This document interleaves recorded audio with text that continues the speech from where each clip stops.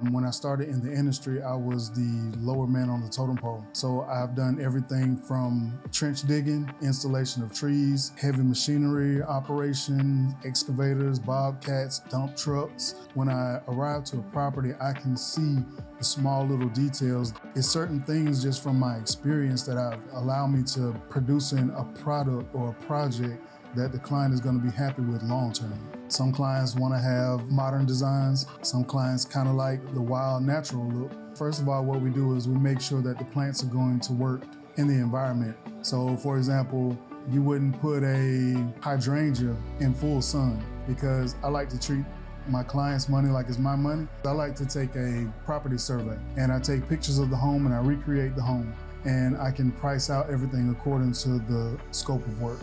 One of my favorite things about Liberty is we care. We actually care. We take enough time to inform our clients. Our customers are not just customers, they're also our neighbors too. You can always call me, 6 months from now, 12 months from now, and I'll be happy to answer those questions for you and also work on the next phase. My name is Kozman Barnum, and I'm a landscape design consultant for Liberty Landscape Supply.